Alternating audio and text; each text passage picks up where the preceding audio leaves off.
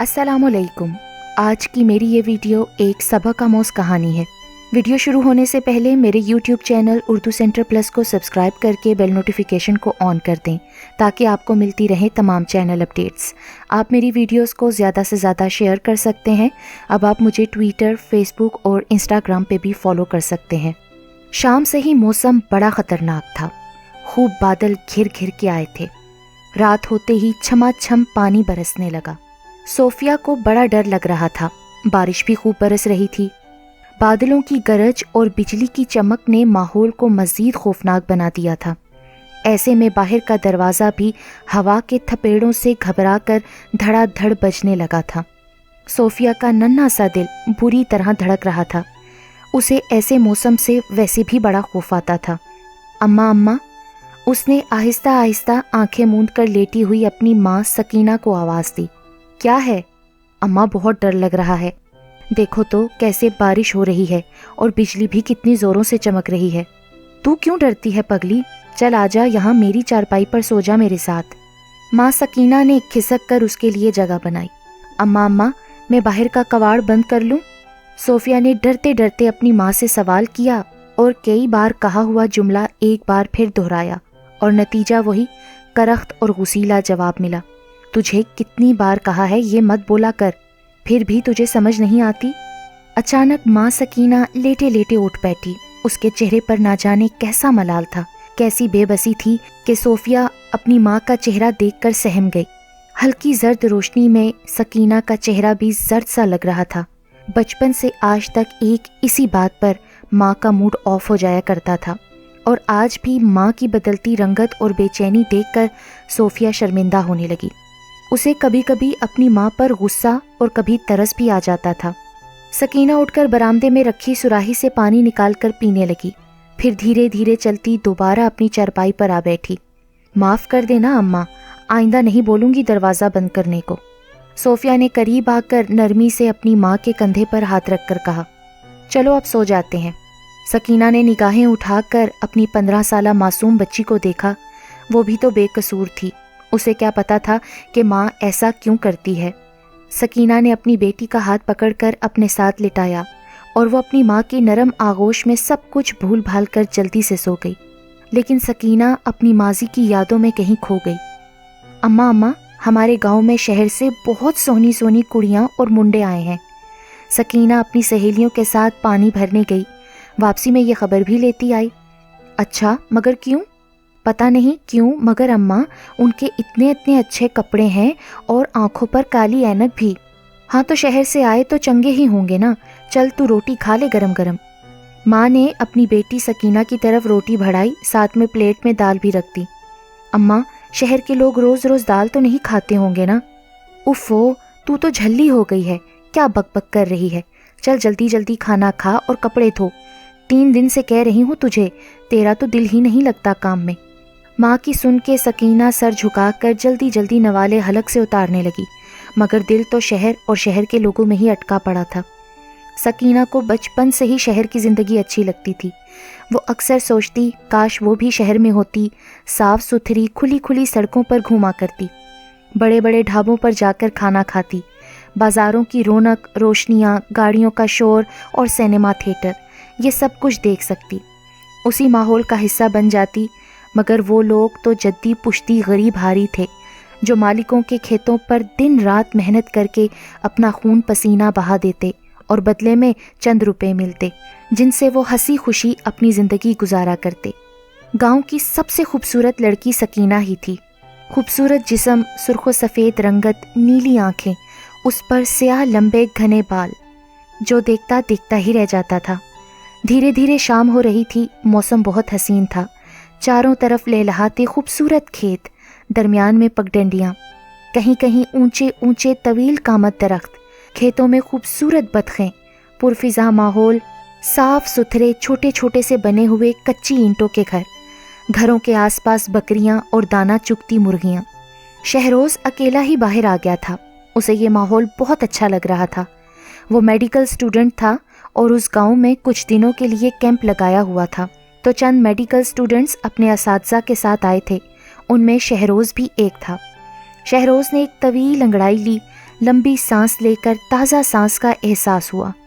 कोई गंदगी, कोई शोर, ट्रैफिक का धुआं, कुछ भी तो ना था।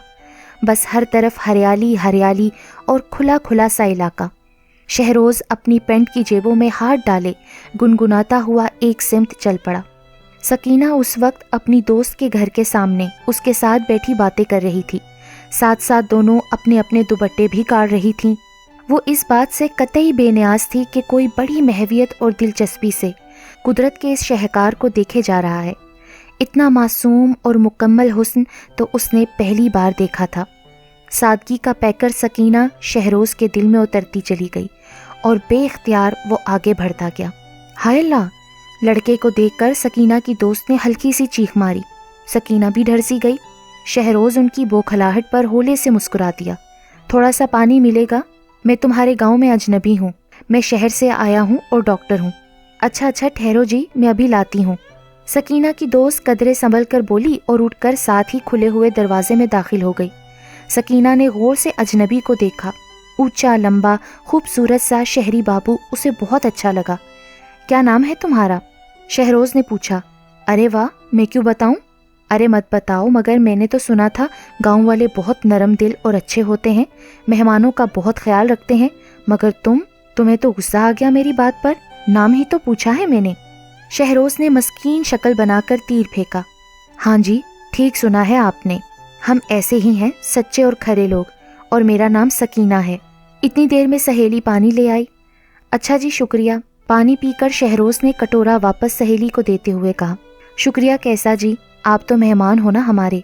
बहुत खूबसूरत गांव है और यहाँ के लोग भी।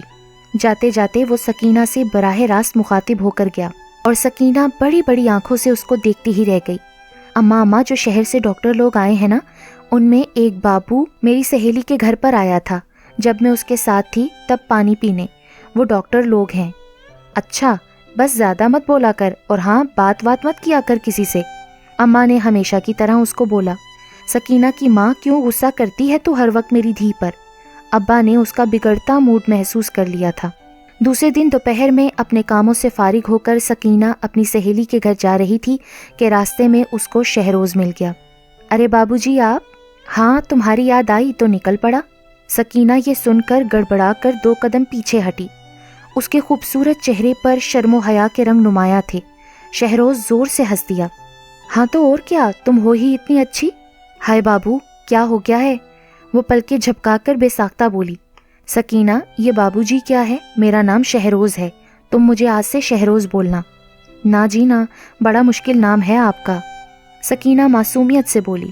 आ जाएगा बोलना। शहरोज़ उसकी मासूमियत पर निसार हुआ जा रहा था। वो तो पूरी शिद्दत के साथ उसके दिल में उतरी चली जा रही थी। शहर में तो एक से एक कुड़ियाँ होती होंगी ना जी, खूब अच्छे अच्छे कपड़ों वाली, ऊंची एड़ी की जूतियाँ और गोरी चिट्टी। हाँ, मगर वो सारी की सारी तो बनावटी होती हैं, तुम्हारे जैसी सीधी सादी और मासूम नहीं होती। तुम उन सबसे ज़्यादा अच्छी हो, सादा और मासूम सी। क्या सच? हाँ बिल्कुल सच, शहरोज़ ने सच्चे लहजे में कहा। क्या तुम मेरे साथ शहर चलोगी? मैं और शहर तुम्हारे साथ? कैसे? मुझे अम्मा और बाबा कहाँ भेजेंगे? मुझे शहर और वहाँ के लोग बहुत अच्छे लगते हैं बाबूजी। बहुत दिल करता है शहर में जाकर रहने को, घूमने फिरने को, मगर हमारे नसीब कहाँ। क्यों नहीं जा सकती तुम? मैं तुमसे शादी करूँगा, फिर तो जाओगी ना मेरे साथ। हैं बाबूजी, ये क्या कह रहे हो आप? ऐसा कैसे हो सकता है? तुम इतने बड़े लोग हो और हम बहुत छोटे गरीब। हम तो ऐसा सिर्फ सोच सकते हैं, ख्वाब देख सकते हैं, मगर हकीकत में कभी ऐसा नहीं हो सकता। सकीना की बड़ी बड़ी आंखों में आंसू झिलमिलाने लगे। नहीं सकीना, मैं सच कह रहा हूँ, तुम मुझे बहुत अच्छी लगी हो और मैं तुमसे शादी करूँगा। तुम्हारी माँ और बाप से बात करूँगा, मैं कोई मजाक नहीं कर रहा। शहरोज़ ने उसका हाथ थामकर मोहब्बत से चूर लहजे में कहा। मैं तुम्हारे घर आकर कल तुम्हारे बाबा से खुद बात करूँगा। सकीना का दिल तो ये सुनकर खुशी से बेकाबू होने लगा। वो तो आसमानों में उड़ने लगी। दूसरे रोज़ ही शहरोज़ ने अम्मा बाबा से जाने क्या बात की और यूं तय हुआ कि शहरोज़ निकाह करके जाएगा। अभी 15 दिन का टाइम था यहाँ गांव में, फिर वो शहर जाकर वापस आएगा तो सकीना को भी साथ ले जाएगा। उसने अपना फ़ोन नंबर और घर का पता भी सकीना के बाबा को दे दिया था और यूं अम्मा अब्बा भी मुतमईन हो गए थे कि बेटी का शहर जाने का शौक़ भी पूरा हो जाएगा। یوں کچھ لوگوں کی موجودگی میں سکینہ اور شہروز کا نکاح ہو گیا۔ سکینہ کو یہ سب کچھ خواب لگ رہا تھا۔ اس نے بس خواب میں ہی ایسا دیکھا تھا، شہری بابو، شہر کی زندگی اور خوب سارا پیسہ۔ وہ تو ہواؤں میں اڑنے لگی۔ شہروز نے اسے ڈھیر سارے پیسے دیے کہ اپنی مرضی سے جو دل چاہے خرید لے۔ ایک دوسرے کے ساتھ ہنستے مسکراتے سپنے بنتے بنتے وقت کیسے گزر گیا کہ پتہ ہی نہ لگا، اور شہروز اس سے ڈھیر سارے وعدے کر کے شہر لوٹ گیا۔ جاتے وقت سکینہ خوب روئی۔ شہروز بابو، تم مجھے لے کر تو جاؤ گے نا؟ مجھے بھولو گے تو نہیں نا؟ تمہارے اماں ابا مان جائیں گے نا؟ سکینہ، میں تم کو کیسے بھول سکتا ہوں؟ تم میری زندگی ہو، میری جان ہو تم۔ میں بہت جلد آ کر تمہیں لے جاؤں گا۔ شہروز تو خود بھی آبدیدہ ہو رہا تھا۔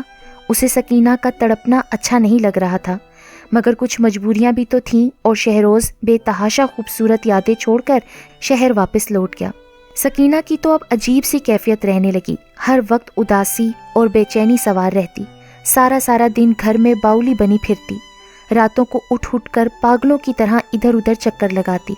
اکثر دن میں سوتے سوتے یا بیٹھے بیٹھے اٹھ کر تیزی سے باہر کے دروازے کی طرف بھاگتی کہ جیسے شہروز نے آ کر دروازہ بجایا ہے۔ پھر کچھ دن بعد سکینہ کی طبیعت خراب رہنے لگی۔ تب اسے پتا چلا کہ وہ ماں بننے والی ہے۔ ابا اور اماں نے چاہا کہ یہ خوشخبری شہروز کو بھی سنا دیں۔ یہ سوچ کر ابا اس کا ٹیلی فون نمبر لے کر گاؤں میں واقع واحد PCO پہ چلے گئے۔ شہروز سے بات ہوئی اور وہ بہت خوش ہوا اور چاہتا تھا کہ سکینہ سے خود بات کرے۔ 2 دن بعد سکینہ نے خود شہروز سے بات کی۔ ضبط کے بندھن ٹوٹے تو خوب دھواں دھار روئی۔ خوشی اور دوری دونوں کے ملے جلے تاثرات تھے۔ دوسری جانب شہروز بھی بہت بے چین اور بے قرار امتحانوں کی وجہ سے مجبور تھا۔ اس نے سکینہ کو یقین دلایا کہ وہ جیسے ہی امتحانات سے فارغ ہوا فوراً گاؤں پہنچے گا، اور وہ خود بھی سکینہ اور اپنے ہونے والے بچے کے لیے بہت پریشان ہے۔ اس نے سکینہ کو ڈھیر ساری نصیحتیں کیں، خوب اچھی باتیں سمجھائیں، ہر قسم کی فکر اور پریشانی سے دور رہنے کی ہدایت کی۔ ساتھ ہی اسے یقین دلایا کہ وہ جلد ہی کافی سارے پیسے اس کے نام بھیجے گا۔ سکینہ آرام سے رہ سکتی ہے۔ میں ضرور آؤں گا بہت جلد، تم میرا انتظار کرنا۔ سکینہ، تم میرا انتظار کرنا۔ یہ آخری جملہ تھا جو سکینہ نے اپنے پلو سے باندھ لیا تھا، اور اسی جملے کی باز گشت اسے مستقل اپنی پناہوں میں رکھتی۔ یہی ایک امید، ایک آس، جس پر وہ اپنی زندگی کے مشکل اور کٹھن ترین دن گزار رہی تھی۔ شہروز سے بات کر کے سکینہ کو بہت تسلی ہو گئی تھی۔ پھر ڈھیر سارے دن گزر گئے۔ سکینہ کے لیے ہر ماہ معقول رقم آ جاتی تھی۔ 2-3 بار سکینہ نے شہروز سے اور بات کی تھی، اور پھر اچانک سے شہروز کا وہ نمبر بند جانے لگا۔ بابا نے کئی بار ٹرائی کی، مگر ہر بار مایوسی ہوئی۔ سکینہ کو بھی پریشانی ہوئی کہ آخر ایسا کیوں ہو رہا تھا۔ شہروز کہاں گیا؟ کیسا تھا؟ اللہ شہروز کو امان میں رکھنا۔ اپنی تکلیف بھول کر وہ شہروز کی زندگی اور عافیت کی دعائیں مانگتی تھی، اور پھر کچھ دکھ اور تکلیف کے ایک تھکا دینے والے سفر کے بعد اس کی گود میں ننھی سی اس کی بیٹی صوفیہ تھی۔ سکینہ اسے اپنے سینے سے لگا کر بری طرح رو پڑی تھی۔ اسے شہروز کی یاد نے بالکل توڑ کر رکھ دیا تھا۔ اس کی یہ حالت دیکھ کر بابا نے شہروز کا دیا ہوا پتہ اپنے پرانے کرتے کی جیب سے نکالا، اور شہروز کی تلاش میں ہمت کر کے شہر کی جانب چلا گیا۔ سکینہ کو مکمل یقین تھا کہ شہروز اس سے بے وفائی نہیں کر سکتا۔ یقیناً وہ کسی پریشانی میں گرفتار ہے۔ سکینہ کے ماں اور بابا اس کی حالت دیکھ کر سوچتے، کیا ہم نے جلد بازی میں اپنی بچی کے لیے غلط فیصلہ کر لیا تھا؟ ان کو تو بیٹی کی خواہش عزیز تھی، وہ بھلا کب برا چاہتے تھے اپنی بیٹی کا، مگر یہ تو اللہ کی مرضی تھی اور سکینہ کا نصیب۔ بابا بیچارہ مارا شہر کی گلیوں میں گھومتا رہا، سب سے پوچھا، مگر بڑی مشکلوں سے اسے پتا چلا۔ لیکن اس وقت اس کے پیروں تلے زمین نکل گئی جب پتا چلا کہ یہ لوگ تو گھر فروخت کر کے کہیں اور جا چکے ہیں۔ بابا تو سن کر پاگل سا ہو گیا۔ اف! اس کے سامنے سکینہ کا معصوم سا امید آس کی کیفیت سے 2-4 چہرہ گھوم گیا، ساتھ ہی چند دن کی صوفیہ جو باپ کی شفقت اور لمس سے ناشنا تھی، اور شاید اسے اب ایسے ہی رہنا تھا۔ دونوں ہاتھوں سے سر تھام کر وہ وہیں سڑک کے کنارے بیٹھ گیا اور سوچنے لگا کہ کیا منہ لے کر جائے گا واپس، سکینہ کو کیا جواب دے گا۔ اپنے دل پر منو بوجھ لیے وہ واپس گاؤں لوٹ آیا۔ دل اور دماغ پر الٹے سیدھے خیالات کا بھاری بوجھ اس کا ناتواں وجود برداشت نہ کر سکا۔ جیسے ہی وہ گھر پہنچا، اپنی بیٹی کا سوالوں بھرا چہرہ دیکھا، بڑی مشکل سے ساری بات اپنی بیٹی کو بتائی۔ بیٹی کی آنکھوں میں آنسو، دل خراش چیخیں، سسکیاں اور آہیں۔ باپ برداشت نہ کر سکا اور جگہ پر ہارٹ اٹیک ہو گیا۔ وہ تو اپنی بیٹی کو شہروز کی محبت لوٹانے کے لیے نکلا تھا، مگر نواسی سے نانا اور ایک بیٹی کو داغی یتیمی دے گیا۔ یہ کیسا طوفان آیا تھا ماں بیٹی کی زندگی میں۔ سکینہ کی ماں تو سکتے کی حالت میں تھی۔ سکینہ کی چیخوں نے آسمان سر پر اٹھا لیا۔ ماں کی خالی خالی ویران آنکھیں دیکھ کر وہ تڑپ رہی تھی، ماں کو جھنجھوڑ رہی تھی۔ اماں اماں مجھے معاف کر دے اماں۔ اماں کے سر پر پڑی سفید چادر تھام کر وہ اپنی ماں سے لپٹ گئی۔ کاش بابا نہ جاتا، وہ بار بار یہی کہتی اور سینے کو پیٹتی۔ نہ دھی نہ۔ اچانک ہی سکینہ کی ماں کو جیسے ہوش آ گیا۔ وہ سکینہ کو سینے سے لپٹا کر بلکنے لگی، تڑپنے لگی۔ لوگ ماں بیٹی کو دلاسا دیتے دیتے خود بھی بے تحاشا رو رہے تھے۔ مرنے والا مر جاتا ہے، اپنے پیچھے بے شمار یادیں چھوڑ جاتا ہے، اور پیچھے رہ جانے والوں کو آخر کار صبر آ ہی جاتا ہے۔ مرنے والے کا تو ہر کوئی صبر کر لیتا ہے، مگر جیتے جی بچھڑ جانے والوں کو بھول جانا یا ان پر صبر کر لینا کسی صورت بھی آسان نہیں ہوتا۔ یہی حالت اب سکینہ کی بھی تھی۔ بے قراری، بے کلی اور الجھی سی وہ تو چپ ہو کر رہ گئی تھی۔ ہنسی تو وہ جیسے بھول ہی گئی تھی۔ ہر دم اداسی اور سوگواری چھائی رہتی تھی۔ نہ ختم ہونے والی تنہائی میں وہ جینے لگی۔ نواسی کو اپنے سینے سے لگا کر نانی بھی زندگی سے ناتا توڑ بیٹھی تھی۔ اب تو صرف دونوں ماں بیٹی ایک دوسرے کا سہارا تھے۔ سکینہ گاؤں والی خواتین کے کپڑے سلائی کر دیتی، کڑھائی کر دیتی اور یوں گزارا ہو جاتا۔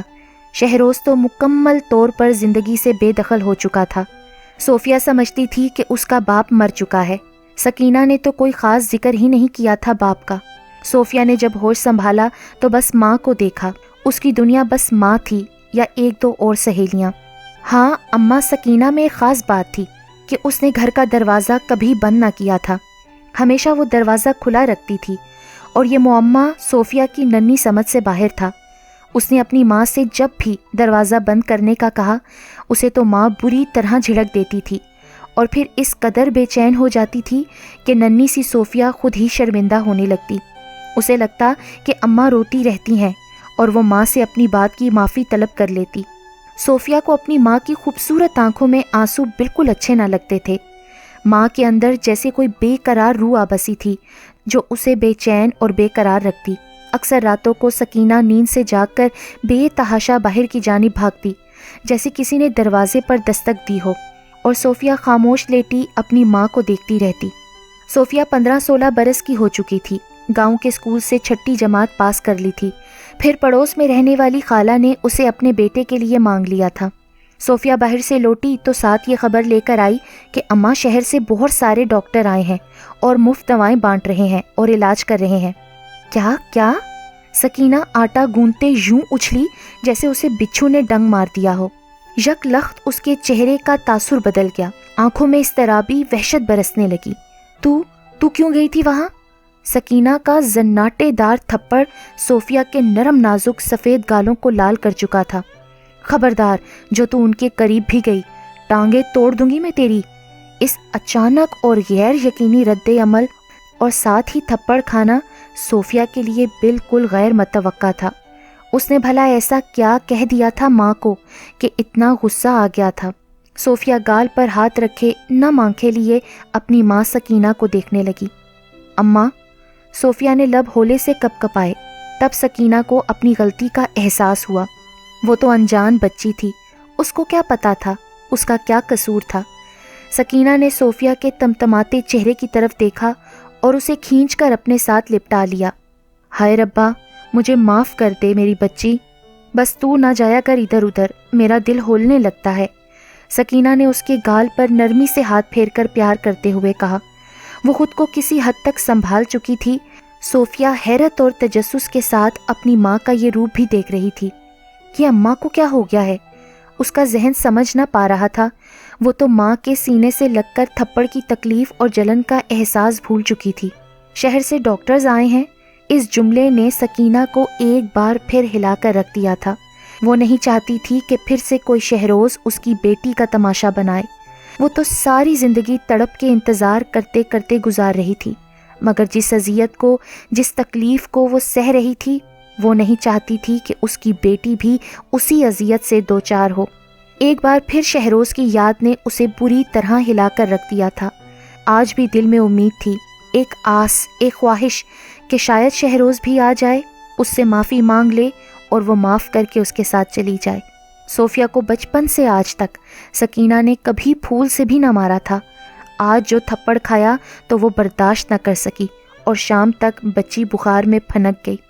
سکینہ بری طرح گھبرا گئی، پڑوس سے خالہ کو بلا لیا، دونوں مل کر پٹیاں رکھنے لگیں۔ تو کہے تو میں دوائی لے کر آ جاؤں؟ خالہ نے دیکھا کہ بخار تو کم نہیں ہو رہا تھا تو سکینہ سے پوچھا، ہاں لے آؤ خالہ۔ کچھ دیر میں خالہ واپس آئی تو ساتھ شہر سے آنے والے ڈاکٹر کو لے آئی۔ سکینہ نے خود کو چادر میں لپیٹ لیا تھا۔ اف، وہ تو شہروز ہی تھا، وہی قدموں کی چاپ، وہی مخصوص خوشبو جس کو وہ آج بھی اپنے آس پاس محسوس کرتی تھی۔ 15-16 سال کے تھکا دینے والے سفر نے شہروز پر کوئی اثر نہ ڈالا تھا۔ وہ آج بھی ویسا ہی تھا، تندرست، توانا، حشاش بشاش اور مطمئن۔ سکینہ کا دل چاہا دوڑ کر شہروز کے سینے سے لگ جائے، ساری کوفت، ساری اذیت اور سارے دکھ ایک لمحے میں ختم کر دے۔ مگر شہروز تو بالکل اجنبی کی طرح داخل ہوا۔ اس کے اندر کوئی جان پہچان یا دیکھی ہوئی جگہ کا کوئی اثر نہ تھا۔ وہ گھر جہاں اس نے اپنی بیوی کے ساتھ کچھ حسین دن گزارے تھے، وہ تو جیسے بھول ہی چکا تھا، بالکل انجان اور اجنبی سا، جس کی آنکھوں میں قطعی بیگانگی اور اجنبیت تھی۔ صوفیہ کو دیکھ کر بھی اس کے خون میں کوئی گردش نہ ہوئی، کوئی تڑپ نہ تھی، ایک عام سے ڈاکٹر کی طرح بیہیو کر رہا تھا۔ چیک اپ اور سرسری سی بات چیت، دوا دے دی ہے، آرام آ جائے گا، لہجے میں ہلکا سا تکبر تھا۔ آپ پھر آؤ گے دیکھنے؟ ابھی بھی ہلکی سی آس پر بے ساختہ سکینہ کے لرزتے ہوئے ہونٹ کپ کپائے۔ نہیں تو 2 دن کی دوائی دے دی ہے، ٹھیک ہو جائے گی۔ آج شہر واپسی ہے ہم لوگوں کی، تم لوگ صفائی کا خیال رکھا کرو۔ اف، کتنی بے رحمی اور صفاقی سے کہہ رہا تھا۔ لفظوں کے تازیانے سکینہ کے دکھتے وجود پر برسا کر وہ جا چکا تھا۔ اس کے جاتے ہی خالہ بھی چلی گئی۔ ایک ہلکی سی آس، ایک ہلکی سی امید جو اس نے برسوں سے سینت سینت کر دل کے نہا خانوں میں چھپا رکھی تھی، ایک ہی ٹھوکر میں وہ سارے خواب، ساری امیدیں اور آسیں توڑ کر چلا گیا۔ برسا برس جس لمحے کی منتظر تھی سکینہ، وہ تو اب کبھی بھی نہ آنا تھا۔ لفظوں کے تیر اس کے وجود پر برسا کر وہ کتنا مطمئن تھا۔ وہ یکسر بھول چکا تھا کہ یہاں پر بھی اس کا اپنا کوئی ہے۔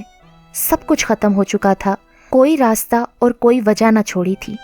وہ ایک جملہ، میرا انتظار کرنا، جو اس کے کانوں میں بار بار گردش کرتا تھا، وہ اپنی اہمیت کھو چکا تھا۔ صوفیہ ماں کی بدلتی کیفیت دیکھے جا رہی تھی۔ یک لخت سکینہ صحن کی جانب بھاگی اور جا کر دھاڑ سے دروازہ بند کر کے اس کی کنڈی لگا دی، اور جب واپس آئی تو اس کی حالت نڈھال تھی۔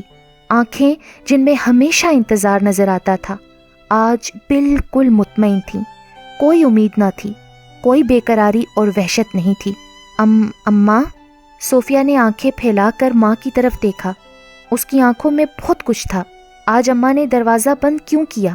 اس کا معصوم ذہن ماضی میں بھٹکنے لگا۔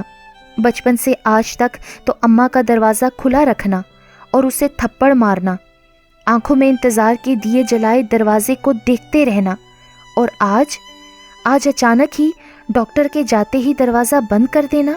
اماں، صوفیہ بامشکل چرپائی سے نیچے اتر آئی اور اپنی ماں کے ناتواں اور شکستہ وجود کو تھام لیا، اور دونوں ماں بیٹی ایک دوسرے سے لپٹ کر رو پڑیں۔ آج ماں سکینہ تمام بوجھ اپنے دل سے اتار پھینکنا چاہتی تھی۔